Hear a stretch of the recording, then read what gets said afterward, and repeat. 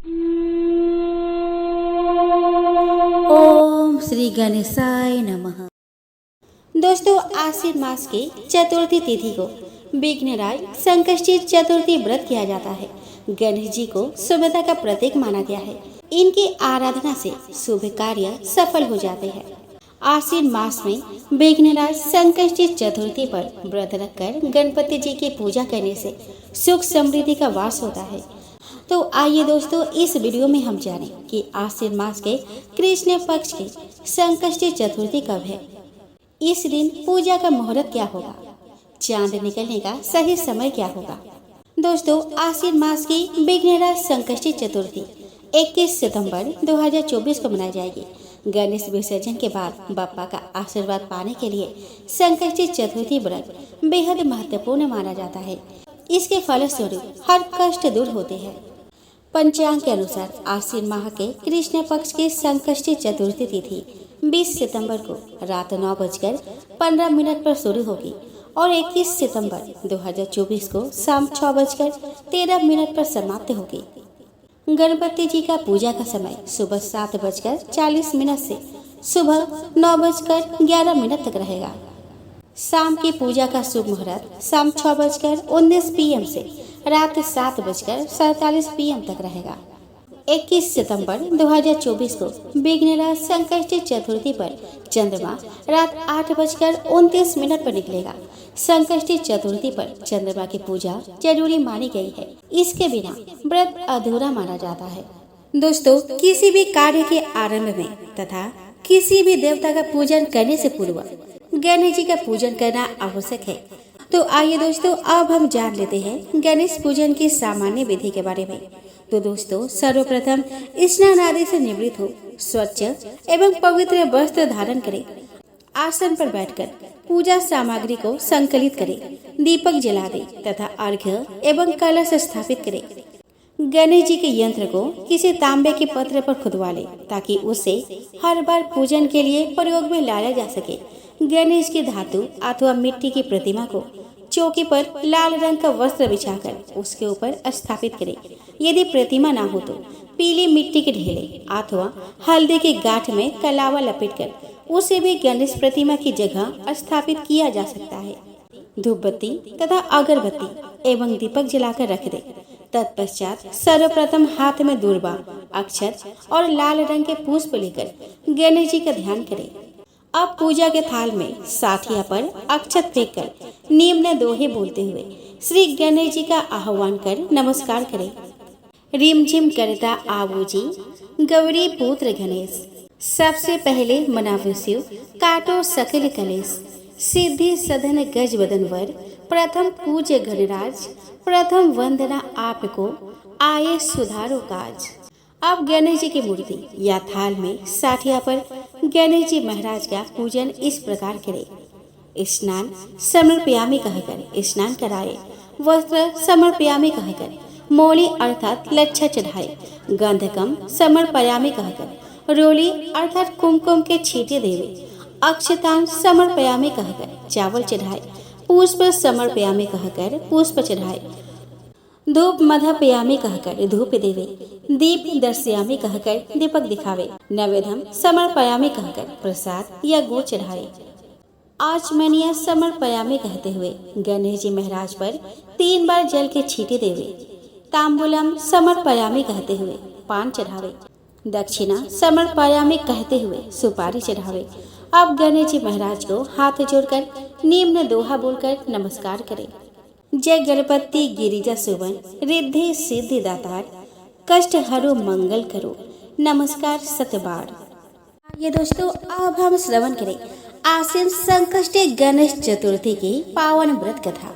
दोस्तों, एक समय की बात है जब धर्मराज युधिष्ठिर ने भगवान श्री कृष्ण से कहा कि हे प्रभु, आश्विन माह के कृष्ण पक्ष को आने वाली संकट चतुर्थी को किस गणेश की पूजा की जाती है, उनका किस प्रकार पूजन किया जाता है, आप मुझे विस्तार पूर्वक बताइए, मैं जानने को उत्सुक हूँ। तब भगवान श्री हरि ने हर्षित होकर युधिष्ठिर से कहा कि हे धर्मराज, एक बार माता पार्वती ने भी पुत्र गणेश से यही प्रश्न किया था कि हे पुत्र, आश्विन माह में आने वाली कृष्ण चतुर्थी को किस गणेश का पूजन और व्रत किया जाता है। यह व्रत करने से किस पुण्य फल की प्राप्ति होती है, उसकी कथा सुनने को मैं उत्सुक हूँ। मुझे विस्तार पूर्वक सुनाए। माता पार्वती के वचन सुनकर गणेश जी ने कहा कि हे माता, जो भी मनुष्य जीवन काल में सिद्धि की कामना रखता है, उसे आश्विन माह में आने वाली सकट चतुर्थी की पूजा पूर्वोक्त विधि से करनी चाहिए। कृष्ण और बानासुर की कथा के अनुसार एक समय की बात है जब बानासुर की पुत्री उषा ने अपनी सुषुप्त अवस्था में अनिरुद्ध को अपने स्वप्न में देखा। स्वप्न में अनिरुद्ध से विरह होने पर वो इतनी व्याकुल हो गई कि उसके चित्त को किसी प्रकार की शांति नहीं मिल पा रही थी। प्रातः होते ही उसने अपने सखी चित्रलेखा को तुरंत बुलाया और अपने स्वप्न की बात उससे कही और उसने त्रिभुवन के समस्त प्राणियों के चित्र उससे बनवा डाले।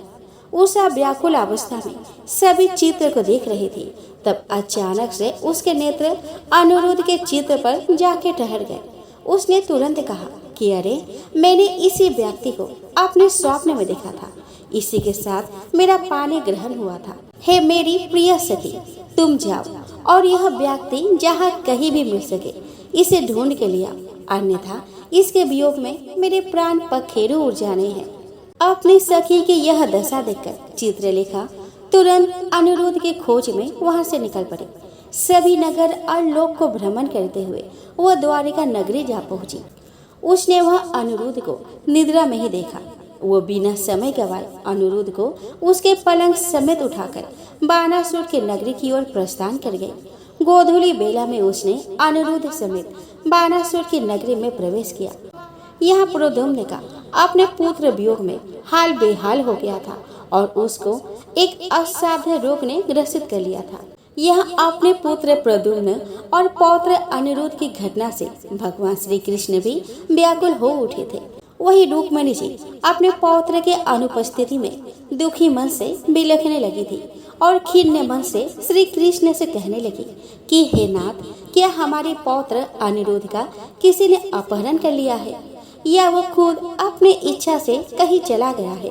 मैं अत्यंत शोकग्रस्त हूँ, कहीं मैं अपने प्राण को न त्याग दूं। रुक्मिणी जी की ऐसी दशा देखकर श्री कृष्ण जी ने तुरंत यादवों की सभा बुलाई।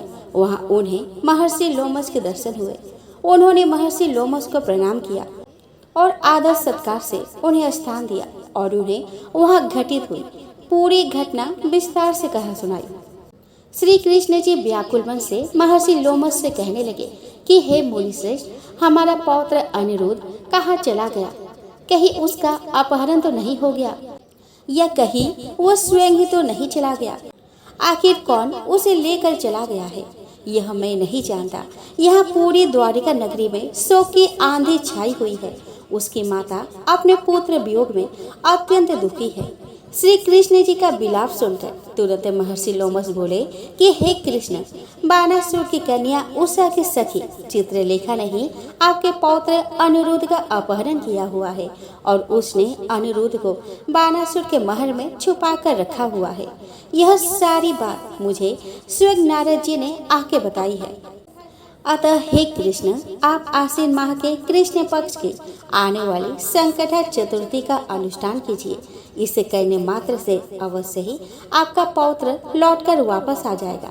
इतना कहकर महर्षि वन की ओर प्रस्थान कर गए। श्री कृष्ण ने महर्षि लोमस के कथन अनुसार आश्विन मास के कृष्ण पक्ष की संकटा चतुर्थी का व्रत किया। इस व्रत के फल स्वरूप उन्होंने अपने परम शत्रु बानासुर पर विजय प्राप्त की। यद्यपि महादेव शिव शंकर ने भी श्री कृष्ण बानासुर के युद्ध में बानासुर के पक्ष में रहकर उसकी सहायता की थी, फिर भी बानासुर युद्ध में परास्त हो गया। युद्ध में भगवान श्री हरि कृष्ण ने बानासुर पर कुपित होते हुए उसकी सहस्र भुजाओं को काट डाला। यह भगवान श्री कृष्ण द्वारा किए गए संकटा व्रत का ही प्रभाव था। भगवान श्री गणेश जी को प्रसन्न करने और अपने जीवन के संपूर्ण विघ्नों को हरने के लिए इस व्रत के समान और दूसरा कोई व्रत नहीं है। भगवान श्री कृष्ण कहते हैं कि हे कुंती नंदन, आपके मार्ग में आने वाली समग्र विपत्तियों के नाश के लिए आश्विन माह के कृष्ण पक्ष को आने वाली संकष्टी चतुर्थी के पर्याय और कोई व्रत नहीं है। अतः इस व्रत को हर कोई मनुष्य को अवश्य करना चाहिए। इसके प्रभाव मात्र से आप अपने शत्रुओं पर विजय प्राप्त करेंगे एवं राज्य अधिकारी भी बनेंगे। इस व्रत की महिमा का गान बड़े बड़े विद्वान भी करने में असमर्थ है। हे राजन, मैंने इस व्रत का अनुभव स्वयं किया है, इसलिए मैं आपसे कह रहा हूँ। दोस्तों, एक समय की बात है कि विष्णु भगवान का विवाह लक्ष्मी जी के साथ निश्चित हो गया। विवाह की तैयारी होने लगी। सभी देवताओं को निमंत्रण भेजे गए, परंतु गणेश जी को निमंत्रण नहीं दिया गया। कारण जो भी रहा हो, अब भगवान विष्णु की बारात जाने का समय आ गया। सभी देवता अपने पत्नियों के साथ विवाह समारोह में आए। उन सब ने देखा कि गणेश जी कहीं दिखाई नहीं दे रहे। तब वे आपस में चर्चा करने लगे कि क्या गणेश जी को न्योता नहीं गया है या स्वयं गणेश जी ही नहीं आए हैं। सभी को इस बात पर आश्चर्य होने लगा। तभी सबने विचार किया कि विष्णु भगवान से ही इसका कारण पूछा जाए। विष्णु भगवान से पूछने पर उन्होंने कहा कि हमने गणेश जी के पिता भोलेनाथ महादेव को न्योता भेजा है। यदि गणेश जी अपने पिता के साथ आना चाहते हैं तो आ जाते। अलग से न्योता देने की कोई आवश्यकता भी नहीं थी।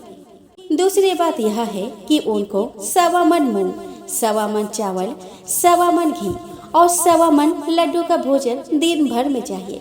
यदि गणेश जी नहीं आएंगे तो कोई बात नहीं, दूसरे के घर जाकर इतना सारा खाना पीना अच्छा भी नहीं लगता।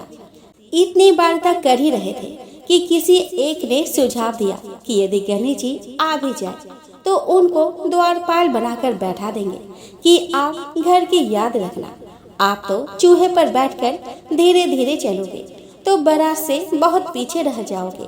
यह सुझाव भी सबको पसंद आ गया तो विष्णु भगवान ने भी अपनी सहमति दे दी। होना क्या था, इतने में ही गणेश जी वहां आ पहुंचे और उन्हें समझा बुझाकर घर की रखवाली करने बैठा दिया। बारात चल दी। तब नारद जी ने देखा कि गणेश जी तो दरवाजे पर ही बैठे हुए हैं। तो वे गणेश जी के पास गए और रुकने का कारण पूछा। गणेश जी कहने लगे कि विष्णु भगवान ने मेरा बहुत अपमान किया है। नारद जी ने कहा कि आप अपनी मूषक सेना को आगे भेज दे तो वह रास्ता खोद देगी, जिससे उनके वाहन धरती पर धस जाएंगे। तब आपको सम्मान पूर्वक उनको बुलाना ही पड़ेगा। अब तो गणेश जी ने अपनी मूषक सेना जल्दी से आगे भेज दी और सेना ने जमीन खोखली कर दी। जब बारात वहां से निकली तो रथों के पहिए धरती में धंस गए। लाख कोशिश की परंतु पहिए नहीं निकले।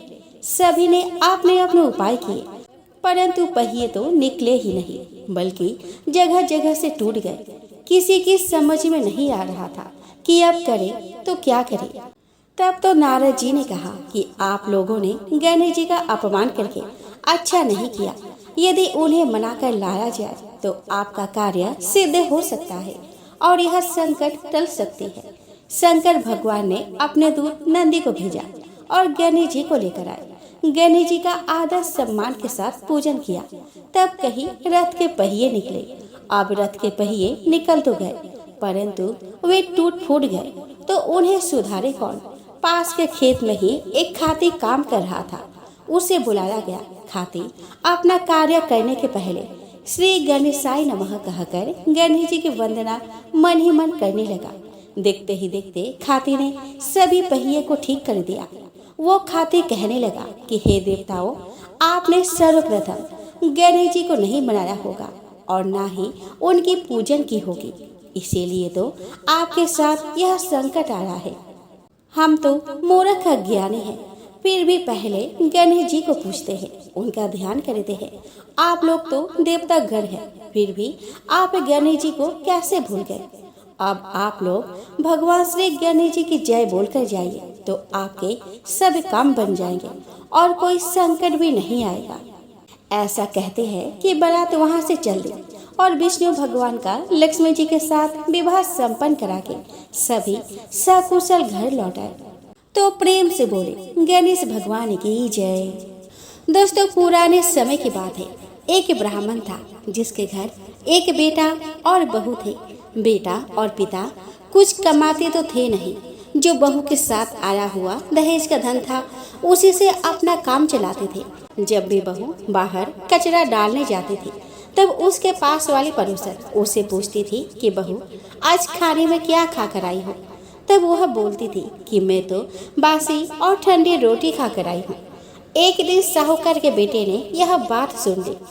वह वहां से चला गया और अपनी माँ के पास जाकर बोला कि माँ, तू तो अपने बहू को रोज गर्म खाना खिलाती है और वह फिर भी बाहर जाकर यह बोलती है कि मैं तो बासी रोटी खाकर आई हूँ। तब माँ ने कहा कि बेटा, मैं तो चारों थालियों में बराबर गर्म खाना परोसती हूँ। यदि तुम्हें यकीन ना हो तो तुम खुद देख लेना। वह अगले दिन तबीयत खराब होने का बहाना बनाकर कंबल ओढ़ कर सो जाता है। तब उसको यह देखकर आश्चर्य हुआ कि बहू ने तो गरम गरम खीर और खांड का भोजन किया है। और जब बहू बाहर गई तो वह उसके पीछे पीछे जाने लगा। तब पड़ोसन के पूछने पर बहू ने वही बात दोहराई कि मैं तो बासी रोटी खाकर आई हूँ। उसका पति उससे पूछने लगा कि तू अभी अभी तो गर्मा गर्म खाना खाकर आई है और पड़ोसन से कह रही है कि मैं बासी और ठंडी रोटी खाकर आई हूँ। तू झूठ क्यों बोल रही है? तब उसकी पत्नी ने कहा कि यह ना तो तुम्हारी कमाई हुए पैसे की रोटी है और न ही तुम्हारे पिता के कमाए हुए पैसे की रोटी है। यदि हम इसी तरह बैठे बैठे धन को खर्च करते रहे तो यह एक दिन कुएं के पानी की तरह समाप्त हो जाएगा। इसके बाद उसका पति कमाने के लिए विदेश चला गया। पीछे से उसकी पत्नी 12 महीने का चौथ का व्रत करती थी। उसको विदेश में रहते हुए 12 वर्ष व्यतीत हो गए। तब चौथ माता और विनायक जी महाराज ने सोचा कि इसको अब घर बुलाना चाहिए। चौथ माता लड़के के सपने में जाकर बोली कि तू अब घर चला जा, तेरी पत्नी को तेरी बहुत याद आती है। वह बोला कि मैं घर कैसे जाऊँ, मेरे यहाँ इतना बड़ा कारोबार फैला हुआ है। तब चौथ माता ने कहा कि तू सुबह एक दीपक जलाकर चौथ माता का नाम लेकर बैठ जाना। जिनके पैसे बकाया है वह पैसे दे जाएंगे और लेने वाले ले जाएंगे। लड़के ने वैसा ही किया और उसका सारा काम एक ही दिन में निपट गया। जब वह घर जा रहा था तो उसे रास्ते में एक सांप दिखाई दिया जो आगे के पास जा रहा था। उसने सांप को आगे से बचाने के लिए हटा दिया। ऐसा करने से नागराज क्रोधित हो उठे और कहा कि हे पापी, मैं तो इस नाग योनि से मुक्ति के लिए जा रहा था और तूने मुझे हटा दिया। अब मैं तुझे डस लूंगा। तब वह लड़का बोला कि मैं 12 वर्ष के बाद अपने घर जा रहा हूँ। आप मुझे अवश्य ही डस लीजिएगा, किंतु आज मुझे अपने घर वालों से मिलने दीजिए। आप कल रात को आकर मुझे डस लेना। नाग ने उसकी शर्त मान ली और वहाँ से चला गया। जब लड़का घर आया तो वह उदास था। उसने अपने पत्नी के पूछने पर सारी बात बता दी। उसकी पत्नी बहुत चतुर थी। उसकी पत्नी ने एक सीढ़ी पर बालों की रेत बिछा दी, दूसरी सीढ़ी पर दूध का कटोरा रख दिया, तीसरी पर फूल माला बिखेर दिए, चौथी पर इत्र छिड़क दिया और पांचवी पर मिठाई रख दी, छठी सीढ़ी पर जौ और सातवीं पर रोटी रख दी। रात को जब सांप आया तो सबसे पहले ठंडी ठंडी रेत में वह आराम किया। दूसरी सीढ़ी पर दूध पीकर कहा कि मैं एक ब्राह्मणी के बेटे को डसता तो नहीं, लेकिन वचन दिया हो इसलिए डसना तो पड़ेगा। फूल माला की सीढ़ी से होता हुआ वो प्रसन्नता पूर्वक इत्र की खुशबू लेता हुआ ऊपर की ओर आने लगा। सांप को ऊपर आता हुआ देखकर विनायक जी ने चौथ माता से कहा कि इस ब्राह्मणी के बेटे की रक्षा करनी होगी, क्योंकि इसके पत्नी इसके लिए चौथ का व्रत कर दी है। उसका फल तो उसे देना ही पड़ेगा। तब विनायक जी ने सीढ़ी पर रखे हुए आंखों से सुई बनाई और चौथ माता ने रोटी की ढाल बनाई और सांप के आगे लगा दी। विनायक जी ने जौ के सुई बनाए थे, उनसे सांप की मौत हो गई। सुबह उस लड़के से मिलने गांव के लोग आने लगे, क्योंकि वह 12 वर्ष के बाद वापस घर आया था। लोगों ने उसे आवाज दी, लेकिन वह तो उदास बैठा था, इसलिए बोला नहीं। जब उन्होंने देखा कि सीढ़ियों पर तो खून पड़ा हुआ है तो वे चिल्लाने और रोने चीखने लगे। कि ब्राह्मण, आज तो तेरा बेटा मर गया। यह सब देखकर ब्राह्मणी भी जोर जोर से रोने लगी। आवाज सुनकर उसका बेटा नीचे आया और कहा कि माँ, मैं मरा नहीं हूँ, यह तो मुझे डसने वाला सांप मरा है। यह सब देखकर उसकी पत्नी भी प्रसन्न हो गई कि मेरे पति के प्राण बच गए। उसने चौथ माता को धन्यवाद दिया और कहा कि यह तो चौथ माता ने मेरे व्रत करने का फल दिया है। चौथ माता जैसा फल ब्राह्मणी के बेटे को दिया, वैसा सभी को देना। कहानी करने वाले को, कहानी सुनने वाले को, होंकार देने वाले को और पूरे परिवार को देना। तो प्रेम से बोले, चौथ माता की जय।